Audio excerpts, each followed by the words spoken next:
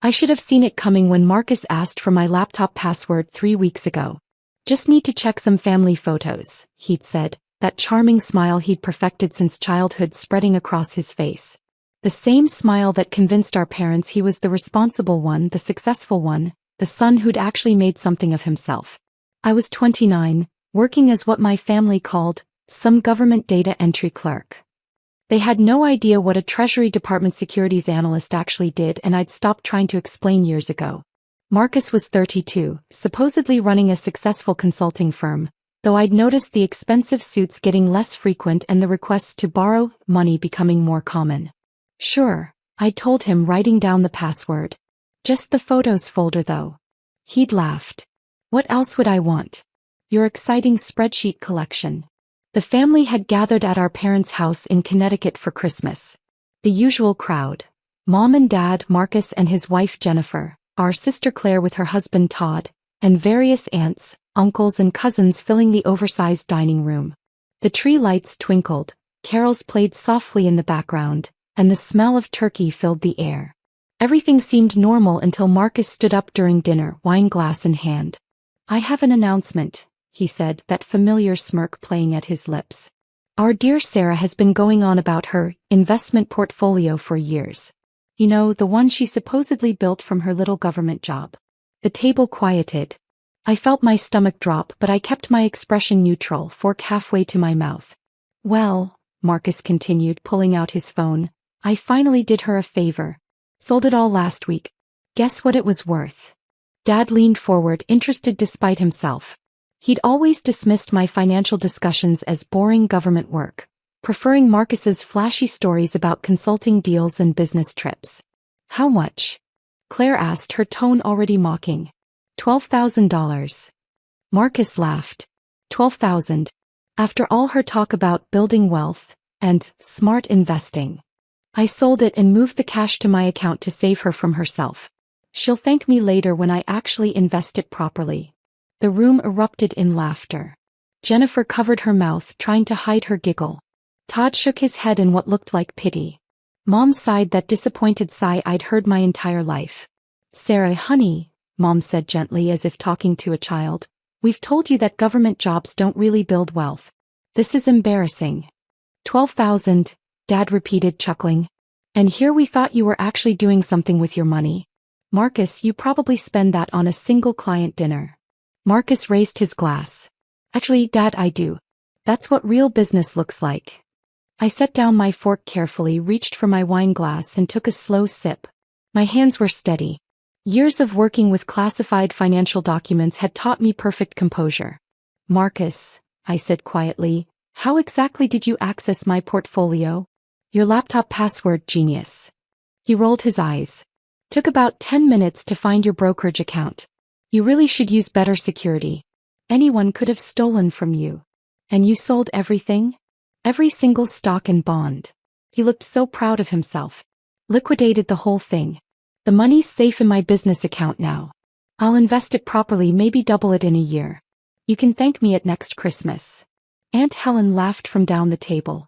Sarah, dear, maybe you should let Marcus handle your finances from now on. He clearly knows what he's doing. Unlike some people, Jennifer added, her voice dripping with false sympathy, who are still playing pretend investor with their data entry salary. I took another sip of wine. When did you execute the sale? Last Tuesday. Marcus was practically glowing. Why? Worried about your precious 12,000. Just curious about the timing. Claire leaned over. Sarah, just admit you're terrible with money. It's okay. Not everyone can be financially successful like Marcus. Speaking of which, Dad interrupted, turning to Marcus, tell everyone about that new consulting contract you landed. What was it, $2 million over 3 years? As Marcus launched into his story, I pulled out my phone and opened my email. 3 new messages, all marked urgent, all with Treasury Department email addresses. I scanned the first one quickly. Ms. Chen, unauthorized access detected on Series I Securities account #TSD44788829. Federal investigation initiated. Please confirm all transactions immediately. I looked up. Marcus was still talking, gesturing with his wine glass. Everyone hanging on his every word about his business acumen and investment strategies. My phone buzzed. An incoming call.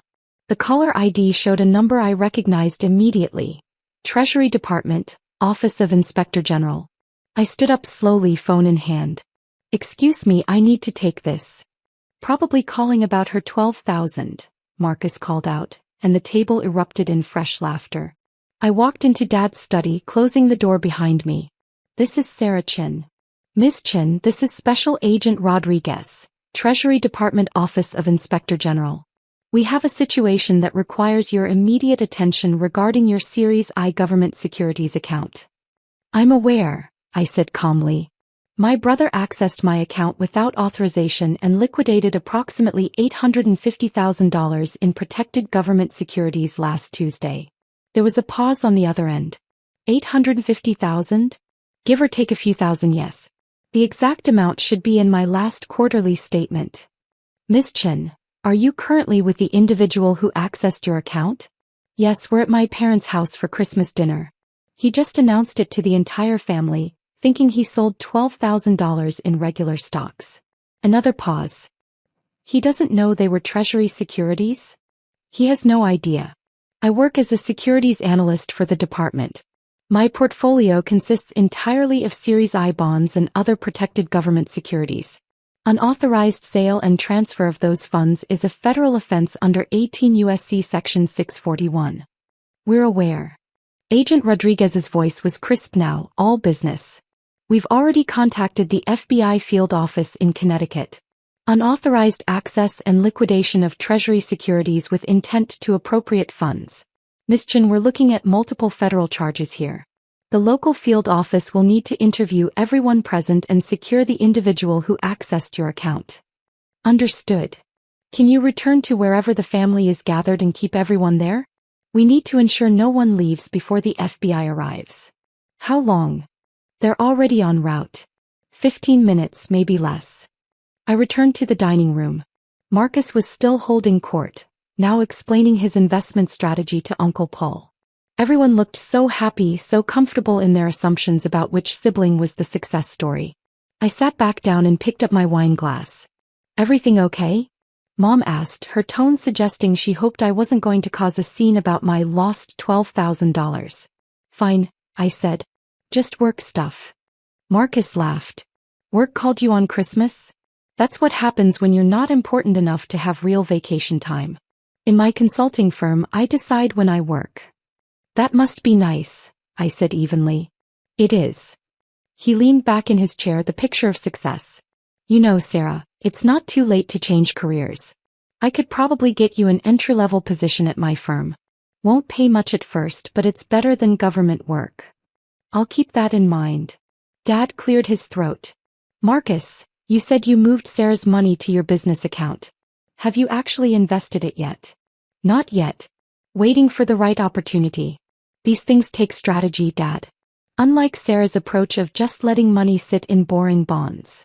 I almost smiled at that. If he'd actually looked at what he was selling instead of just seeing dollar signs, he might have noticed the securities classifications, the Treasury Department watermarks, the federal restriction notices on every single page. How did the sale even go through? Todd asked. Don't investment accounts have security measures? Marcus waved his hand dismissively. Sarah used her birthday as her password. Amateur hour. I just logged in, found her brokerage account and moved everything. Took maybe 20 minutes total.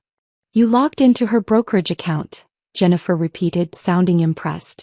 From her laptop? Yep. She'd saved all her passwords. Honestly, it's like she wanted someone to save her from herself. The doorbell rang. Everyone looked toward the front hallway.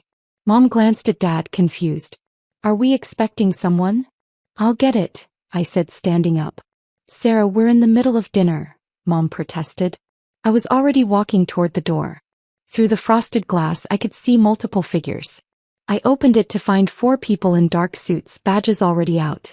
Miss Sarah Chin? The lead agent asked. Yes. Special Agent Williams, FBI. We're here regarding the unauthorized access and liquidation of protected Treasury securities. Is Marcus Chin present? In the dining room. I led them back. The conversation died instantly when the 4 FBI agents walked in behind me. Marcus's face went pale. What's going on? Agent Williams held up his badge. Marcus Chin. Why yes. I'm Special Agent Williams, FBI. I need you to stand up, please. What? Why? Marcus looked around the table desperately. This is insane. What's happening? Mr. Chin, we have evidence that you illegally accessed, sold, and transferred $850,000 in protected United States Treasury securities. You have the right to remain silent. $850,000? Dad's voice cracked. Sarah said she had $12,000. I finally spoke, my voice calm and clear. Marcus only saw the number of shares, not their actual value. Each Series I bond one held was worth between $500 and $1,500. I had approximately 700 bonds, plus various other Treasury securities. Marcus's mouth opened and closed. No sound came out. You work for the Treasury Department? Agent Williams confirmed, looking at me. Securities analyst, yes. All of my personal investments are in government-backed securities. It's standard for employees in my division. We're required to maintain portfolios exclusively in Treasury instruments and to report any suspicious activity immediately. Jennifer's voice was barely a whisper. $850,000? Give or take, I said. The final number is in the liquidation records. Marcus transferred all of it to his business account last Tuesday. The Treasury Department security systems flagged the unusual sale within hours. Another FBI agent was speaking into his radio. We'll need forensic accounting on the business account. The funds need to be frozen immediately. This is a mistake, Marcus said, his voice rising. She said I could use her laptop. He gave me the password. This is just a misunderstanding. Mr. Chen, Agent Williams said firmly, did you have explicit authorization to access Ms. Chen's investment accounts? We're family. That's not authorization. Did you access her Treasury Securities account? Marcus looked at me, panic clear in his eyes. Sir, tell them this is just a family thing. We can sort this out. I took a sip of wine. I gave you my laptop password to access family photos. I did not authorize you to access any financial accounts, and I certainly did not authorize you to sell $850,000 in protected government securities and transfer the funds to your personal accounts. Protected. Claire's voice was barely audible. What does that mean? Treasury securities have special federal protection, I explained calmly. Unauthorized access, sale, or transfer is a federal crime under multiple statutes.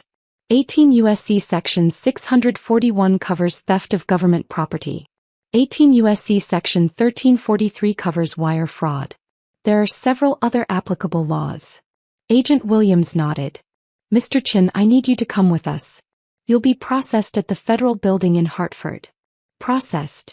Jennifer's voice broke. You mean arrested? Yes, ma'am. Marcus suddenly lunged toward me, but 2 agents caught him. You set me up. You knew I'd look in your accounts. This is entrapment. Actually, I said quietly, I had no idea you'd commit federal crimes. I thought you wanted family photos like you said. The fact that you chose to illegally access my investment accounts, liquidate federally protected securities, and transfer nearly $1 million to your account is entirely your decision. Mr. Chin, Agent Williams said, pulling out handcuffs, turn around and place your hands behind your back. No, wait. Marcus struggled briefly, but the agents were professional and efficient. The handcuffs clicked into place. Mom started crying. Dad sat frozen, his face ashen. Claire stared at her plate. Todd had his phone out, apparently looking up the laws I'd mentioned. Aunt Helen looked like she might faint. Jennifer grabbed my arm. Sarah, please. Can't you just drop the charges? We'll give the money back. Please. We have kids. I looked at her hand on my arm, then met her eyes. I didn't file the charges. The Treasury Department's security systems automatically flagged the unauthorized transaction. Once federal securities are involved, it's out of my hands. The U.S. Attorney's Office will prosecute. But you work for them. You can talk to them. I'm a securities analyst, not a federal prosecutor. And even if I could influence the decision, which I can't, Marcus committed multiple federal crimes. He accessed my account without authorization, stole nearly $1 million in federal securities, and transferred the funds with intent to keep them. That's not a mistake. That's deliberate theft. Agent Williams started walking Marcus toward the door. Marcus kept looking back at me, his expression cycling between rage and terror. Sarah. Dad finally found his voice. You can't let them arrest your brother on Christmas. I turned to him. Dad, Marcus stole $850,000 from me. That's not a family matter. That's a serious federal crime. But you said it was only $12,000. Claire protested. No, I corrected quietly. Marcus said he thought it was $12,000. He didn't bother to actually look at what he was stealing. If he had, he would have seen they were Treasury securities with federal protection notices on every document. Another FBI agent approached. Ms. Chen will need you to come to the field office tomorrow to provide a formal statement. Do you have records of all your account access logs? Yes. The Treasury Department keeps comprehensive records of all employee accounts. Every login, every transaction, every access point. It's all documented. Good. That will help with the prosecution. Marcus was being led out the front door now. His voice echoed back. Sarah, please. Don't do this to me. I didn't respond. Agent Williams handed me a card. We'll also need to secure Mr. Chen's computer and phone as evidence. We have a warrant being prepared. And his business accounts will be frozen pending investigation. What about the money? Mom asked desperately. Can Sarah get her money back? The funds will be frozen and eventually returned to Ms. Chen once the case is processed. But that could take months. After the FBI left, the dining room was silent except for Mom's quiet crying and the sound of distant sirens. Dad stared at me. Did you know? About the amount. Of course I knew. I built that portfolio over 7 years, Dad. Every paycheck systematic investing in Treasury securities. It's not exciting, but it's secure and tax-advantaged. 7 years, he repeated slowly. $850,000. From a data entry job. I'm not a data entry clerk. I'm a GS-13 securities analyst with the Treasury Department. I evaluate and monitor Treasury security transactions, assess risk factors and report suspicious activity. I make $87,000 a year base salary, plus performance bonuses. I've been maxing out my retirement accounts and investing consistently since I was 22. Claire's voice was small. Why didn't you ever tell us? I tried. You all assumed I was lying or exaggerating. After a while I stopped correcting you. It was easier to let you think I was the family failure. But Marcus said. Jennifer trailed off, realization dawning. He said he had a consulting firm. That $2 million contract. Did you ever actually see proof of that contract? I asked gently. Or his consulting firm's office. Or his client list. Her silence was answer enough. Todd was reading from his phone. It says here that unauthorized access and sale of Treasury securities can carry up to 10 years in federal prison and fines up to $250,000. And that's just one of the charges. Uncle Paul stood up abruptly. I need some air. Over the next hour the story pieced itself together. Marcus's consulting firm had been struggling for 2 years. He was nearly $200,000 in debt. The fancy suits were rented. The business trips were job interviews. He'd been borrowing money from their parents. Actually, they found out later he'd been taking it from their accounts without asking, much like he'd done with mine. When he'd accessed my laptop and found my investment accounts, he'd seen what he thought was his salvation. $12,000 might not solve all his problems, but it was a start. He hadn't bothered to read the fine print, to notice the federal warnings, to understand that what he was stealing wasn't just my money, it was protected government securities. My phone buzzed with a text from Agent Rodriguez. Treasury IG wants to meet tomorrow 9 a.m.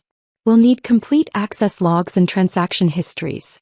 This is going to be a high-profile case. I replied, understood. I'll bring everything. Mom finally looked at me. What's going to happen to him? He'll be arraigned probably tomorrow or the next day. The U.S. attorney will formally charge him. Given the amount involved and the federal nature of the crimes, he's unlikely to get bail. Can he go to prison? Yes. Probably will, actually. The federal sentencing guidelines for this type of crime are strict, especially with the dollar amount involved. Dad's voice was hoarse. This is your brother, Sarah. I know. He's also someone who stole nearly $1 million from me, Dad. And not just from me, from the United States Treasury. The securities one hold aren't just personal investments. They're government-backed instruments with federal protection. What he did wasn't just theft from a family member. It was theft from the federal government. But you could talk to them, couldn't you? Ask them to be lenient. I set down my wine glass. Even if I wanted to, which I'm not sure I do, I don't have that authority. The Treasury Inspector General's office handles these cases. The FBI investigates. The U.S. Attorney prosecutes. I'm a witness and a victim, nothing more. He's your brother, Mom repeated as if that somehow changed the facts. He was my brother when he decided to steal from me, I said quietly. He was my brother when he announced it to everyone at this table, expecting you all to laugh at my pathetic $12,000. He was my brother when he transferred my entire life savings to his business account with plans to invest it himself and keep the profits. Being related doesn't make federal crimes disappear. Jennifer stood up suddenly. I need to call a lawyer. Oh God, the kids. What am I going to tell the kids? She rushed from the room, phone already out. Claire looked at me. Did you ever think about warning him? Before the FBI showed up. When would I have done that? He announced what he'd done during dinner. The Treasury Department flagged the transaction days ago. The FBI was already investigating. I found out about the extent of what he'd done when I checked my email 20 minutes ago. But you must have known he'd accessed your account before tonight. I get security alerts, yes. But I receive hundreds of security notifications a month in my job. I review them systematically, usually on Monday mornings. Today is Saturday. Christmas. I was off work. The Treasury IG moved faster than my normal review process. The truth was more complicated. I had received an alert Tuesday night. I'd seen the unusual activity, the liquidation of my entire portfolio. I'd also seen that the funds had been transferred to an account belonging to Marcus Chin, with matching addresses and social security numbers. I'd known immediately what it meant. And I'd known exactly what would happen next. The Treasury Department's automated systems would flag it. The Inspector General would investigate. The FBI would get involved. It was inevitable, automatic, completely out of my control. I could have warned him. Called him Wednesday morning, told him to return the money immediately, explained what he'd actually stolen. But I hadn't. I'd watched my family mock me for 29 years. Watched them celebrate Marcus's manufactured success while dismissing my actual achievements. Watched them laugh at my boring government job, while I built real wealth, real security, real success. And when Marcus finally crossed the line from mere mockery into actual federal crime, I'd done exactly what my training required. I documented everything and let the system work. My phone buzzed again. Another email from the Treasury Inspector General's office. Ms. Chin, please be advised that Mr. Marcus Chin has been charged with 1. Theft of government property 18 U.S.C. Section 641. 2. Wire fraud 18 U.S.C. Section 1343. 3. Unauthorized computer access 18 U.S.C. Section 1030. 4. Conversion of government securities, 18 U.S.C. Section 8. Initial hearing scheduled Monday, 10 a.m. Federal District Court, Hartford. Your presence required. Dad was reading over my shoulder. I watched the color drain from his face as he read the charges. Sarah, he whispered, that's 4 separate federal charges. Yes. He could go to prison for years. Yes. Please. Please talk to someone. Get them to reduce the charges. He made a mistake. I looked at my father, the man who'd dismissed every accomplishment I'd ever achieved, who'd compared me unfavorably to Marcus for my entire life, who'd laughed 2 hours ago when Marcus announced he'd stolen what he thought was my pathetic $12,000. Dad, I said quietly, Marcus didn't make a mistake. He deliberately accessed my private accounts without permission. He liquidated nearly $1 million in protected federal securities. He transferred all of it to his account with no intention of telling me or returning it. Then he announced it to the entire family, expecting everyone to laugh at my expense. That's not a mistake. That's a series of deliberate criminal choices. But he's family. So am I. Did anyone at this table defend me when Marcus announced he'd stolen from me? Did anyone tell him that was wrong? Or did you all just laugh at how poor I was? The silence stretched out. Claire spoke first, her voice small. We didn't know. We thought it was just $12,000. Would that have made it okay? If it was actually 12,000? Would theft be acceptable then? No one answered. I stood up, gathering my coat and purse. I need to go. I have to meet with the Treasury Inspector General in the morning, then the FBI. I'll be at the federal court on Monday for Marcus's hearing. Sarah, wait. Mom reached for my arm. I gently pulled away. I'll keep you updated on the case as much as I'm allowed to. But understand, this is a federal prosecution now. It's not about family. It's about laws that Marcus chose to break. I drove back to my apartment in Hartford, leaving the Christmas dinner in ruins behind me. Over the next few days, the full scope of Marcus's financial situation became clear. His consulting firm was bankrupt. He'd been writing bad checks for months. The $2 million contract he'd bragged about didn't exist. He owed money to multiple creditors and had 3 maxed-out credit cards. He'd been stealing from our parents' accounts for over a year, taking small amounts they'd never noticed. My $850,000 had looked like salvation to him. His plan, I learned later from court documents, was to invest half and use half to pay off his immediate debts. He genuinely believed he could double my money in a year and return it to me with no one the wiser. He'd had no idea what he was actually stealing. On Monday morning, I sat in the federal courthouse in Hartford, watching Marcus's arraignment. He looked smaller somehow, dressed in an orange jumpsuit instead of expensive suits. His lawyer, a federal public defender, since Marcus couldn't afford a private attorney, argued for bail. The federal prosecutor stood up.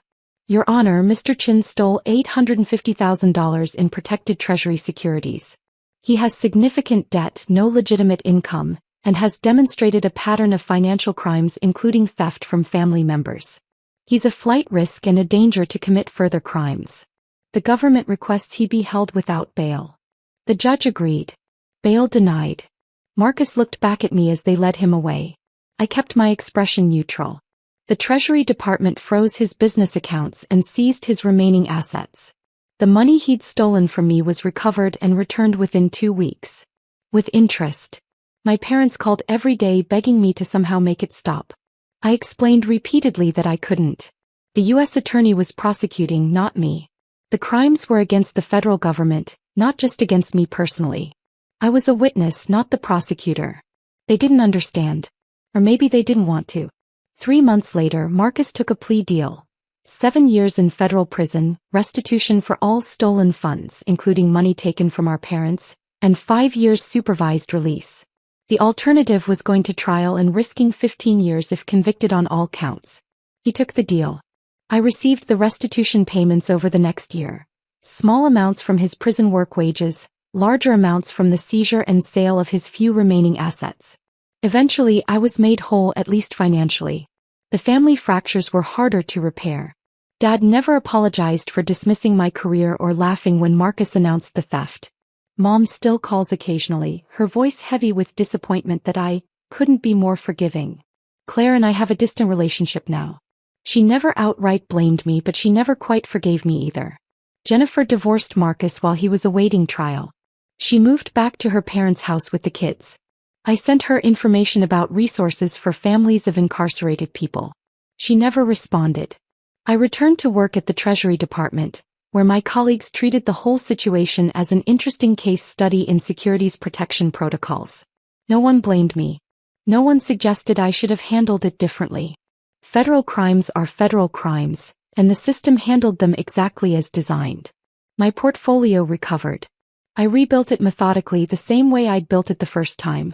By the time Marcus was released from prison, I'd surpassed my previous balance. Sometimes I wonder if I could have prevented it all. If I'd kept my laptop password to myself. If I'd checked my security alerts more promptly. If I'd warned Marcus before the FBI arrived. But then I remember the laughter at that Christmas dinner. The casual cruelty. The complete dismissal of my life and work and achievements. The way my entire family celebrated what they thought was my poverty and failure. And I remember that I didn't steal from Marcus. He stole from me. I just happened to have the kind of money that comes with federal protection and automatic prosecution. The system did what it was designed to do. And Marcus learned, finally, that real success isn't measured by expensive suits or impressive stories or family approval. It's measured by actual achievement, genuine wealth, and the kind of stability that comes from years of patient, disciplined work. The kind of work I'd been doing all along while everyone was too busy laughing to notice.